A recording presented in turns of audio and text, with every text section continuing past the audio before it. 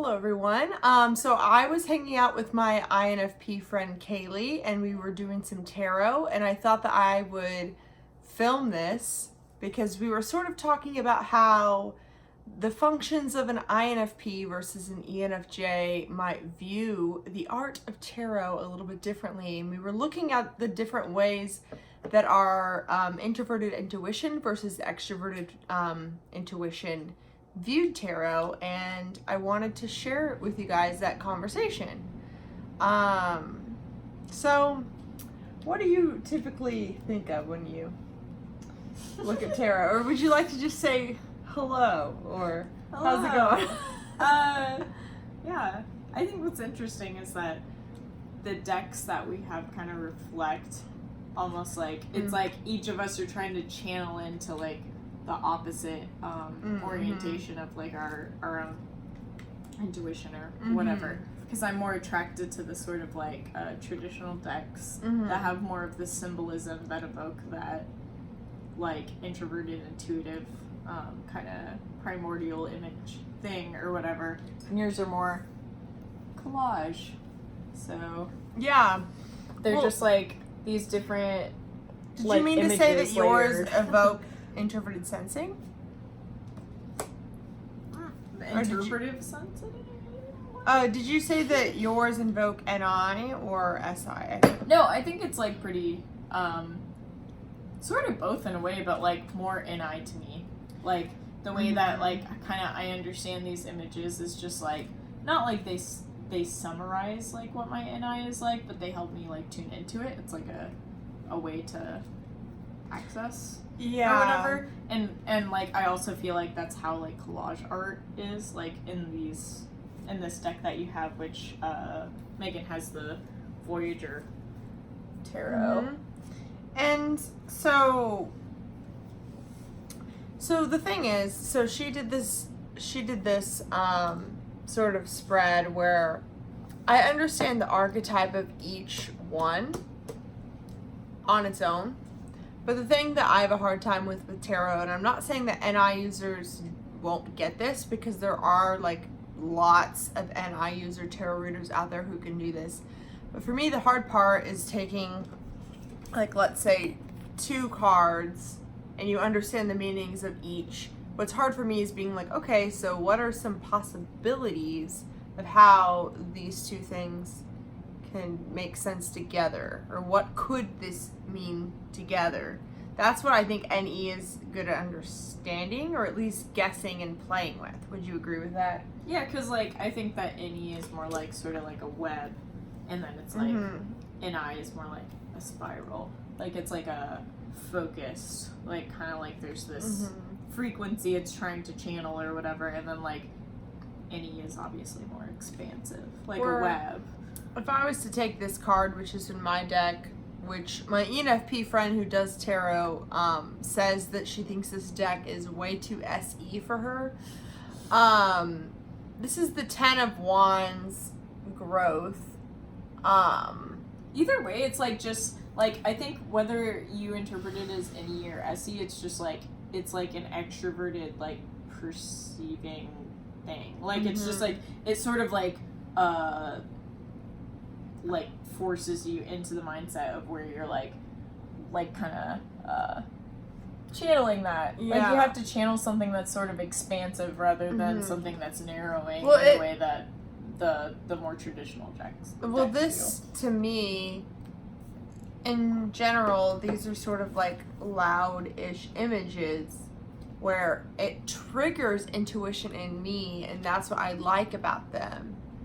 I'm not as skilled as like remembering the understanding of all of them and then like coming up with the possibilities of them together. Like I would so much rather have an image inspire a feeling in me, if that makes sense. Do you want to go ahead and reveal Sure. what the more, I guess, like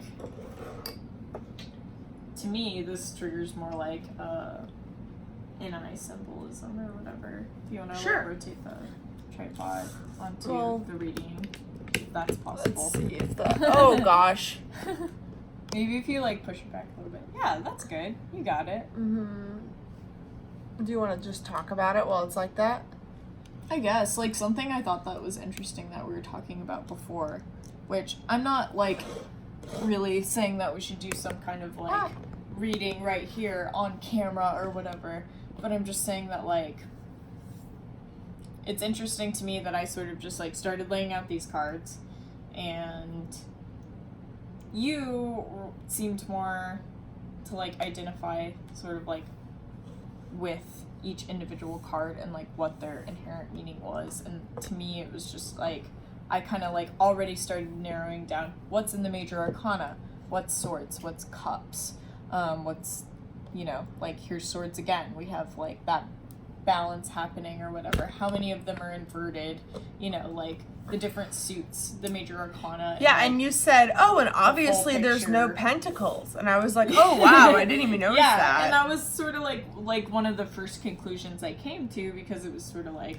narrowing sort of like what is presented here, you know, where you might start thinking about what does the star mean, what does the Ten of Swords mean, that's exactly what I was thinking. Yeah, and it's like, for me, it's like I start being like, you know, like, how many cups are in this? How many swords? You know, like, is this a balanced reading? I try to assess, like, the quality of the reading overall and, like, kind of what it implies. And, like, going towards that, I'm kind of interested in what Jess is looking up right now, because she's looking at the little booklet for the Universal Tarot deck, which is the one that we're looking at right now. So this is the first one that popped out. Like, the reason I put this in the reading is like not because I drew it, but because it fell out of the deck. So I think that this is probably the first one we need to address, which is, do you know what this one is, Jess? I have no idea. I haven't found any of them. So there's a crown right here. Who do you think this guy is? That is the King of Wands. Very good. So, what does it say? As like, I'm just interested in what is the universal message in that little booklet for I haven't King of Wands. I haven't found them. You can't find it? No. I could probably It's okay. flip through it really quick and find it go for you. it. I'm not very good at reading out loud though, so I'll probably make you do that. I can read it. Whoever wants to. Yeah.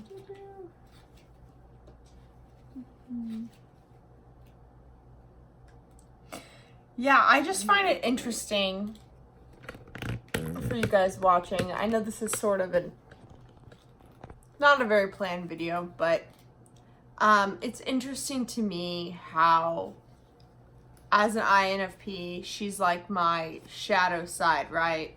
And then like vice versa. She's also a 4-wing 5 while I'm a 2-wing 3.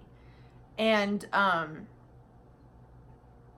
I think that we can end up valuing similar things and talk about similar things, but like maybe we're both talking about tarot and we've done a lot of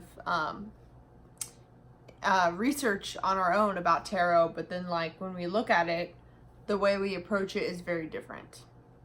Okay, so I found, so this is the whole thing for the King of Wands, and then there's like, something I like about this deck is that there's like a universal message as well. So like if you read it and it's like inverted or whatever, it kind of doesn't matter. It's saying like this is kind of the overall meaning of it. And, you know, often for like, for instance, king or queen or whatever, the sort of royalty that's featured in this, it tends to like symbolize a person or sort of like caricature or something like that we wish to embody. So in this one it says a charismatic man who prefers action over peace and rest. He can be overwhelmed, or like he can be overly demanding of himself and others. Earth governs physical matters and fire governs actions. It's interesting to me how it seems like NE, when trying to get an intuitive meaning from this, will like sort of get the gist of all of them and then just try and come up with a conclusion based on the gist of all of them and then like together. What's your step-by-step process usually when approaching Wait, for me? reading? Yeah. So I don't know if all NJs will relate to this, but like, for example, I have a very hard time just pulling out the cards and then just seeing and then just taking a message.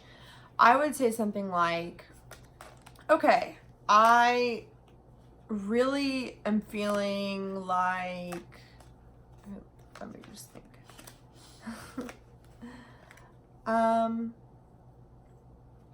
I'm feeling a lot of fear in my life about uncertainty. What is the energy that I should use to approach that?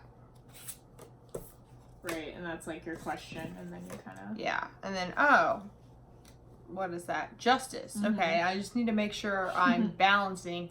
I'm going to interpret that as, oh, I should balance my sensing and intuition, because that's been something I've focused on. Okay, well, what is like a fear holding me? This is back to, we're talking about Libra energy earlier. Definitely some Libra energy. So, like, let's say I take that and then I'm like, okay, balance. What is a fear holding me back from actually completing that? Okay, I'm getting very delusional about things. Right, and you I take have it a lot. sort of I'm very card by idealistic. card. I definitely do that sometimes. So I like need to like really zone in on something and then understand what the card is for. Mm-hmm. I have a hard time just like being like, okay, here's like 6 cards. Let's piece it together and see what it could mean. I guess Seems I very have a NE. sort of fascination with piecing together like maps and stuff like Mhm. that. Like the idea of you're looking at the whole thing. Like you can look at a map of a city that you're unfamiliar with, Mhm. and it's also it's like when you first look at it, it's all like nonsense. Like it's just like it doesn't mean anything to you, but like when you get to actually live in a city or explore a city or know a city or whatever like that, those places that are featured on the map become real places to you. And that's usually how I kind of like approach tarot, but like I also kind of like will sometimes do it in the way that you're talking about, that's like kind of like you shuffle as you're like answering the questions. Or and another stuff. thing I like to do is like, oh, like I have 10 people that want to do freelance work with me. Which one should I choose? That person, that person, that person, that person, that person. Yeah, and it just like makes you think about them more and just like, yeah, because it's I'll like do something like that. something that I love about tarot, and this is what I'll say to anyone that I ever talk to about it, is that instead of like projecting onto a person or like an actual sort of like situation in your life, you're like instead projecting onto these cards, and it can allow you to like be like, okay, like what's actually happening here? Yeah, instead of being like just this direct visceral reaction to something, because sometimes that reaction that you have is not necessarily like I've even like said, super like astute or like you know, the direction that you should be going. It might just be sort of reactive. I also like to be like, what would be the outcome if I did that? What would be the outcome if I did that? What would be the outcome if I did that? And then what's holding me back from fully showing up as that or that or that? That's interesting to me, because I tend to map mine out. Like it's like I'll do that sometimes, but like my reading style tends to be laying out the cards and then like interpreting them like in a like sort of big picture way. Do you think that your FI helps you in the sense that you're projecting onto the card a certain emotion that will show you what the importance is? In terms of FI, I don't know. I can't really say, because FI is going to be more interested in like, which art do I like best? Like, what do I like personally identify with in these cards and stuff, instead of being like actually making. Because like, for me, like, I can sometimes feel like no personal preference versus what emotion I wish I was feeling. Yeah. And I'm just like, eh. Yeah, no, I mean, that's also an important distinction to make, I think, sometimes, because sometimes you will lay out the cards and you realize that you're sort of stuck in this. For example, this could be a scary feeling if you look at it, but you can turn it around, and it's like something I think is so funny about this card is like if you turn it around, it's almost like the swords are falling out. Ah, okay, interesting. And like in general, I have this weird idea of the cycle of life in the sense that sometimes things are good, sometimes things are bad, to where I'm always willing to accept no matter what emotion. So like if something is bad, is a bad emotion, I don't really care because I like understand it's necessary to some extent. Yeah, I've been thinking about that sort of idea lately with like just integrating negativity rather than banishing it or like saying that it cannot exist in your sphere. Like you're like instead realizing how it can integrate into a picture that still like fuels what you ultimately want to do. Anyway, thank you guys for watching this video. Is there anything you'd like to add?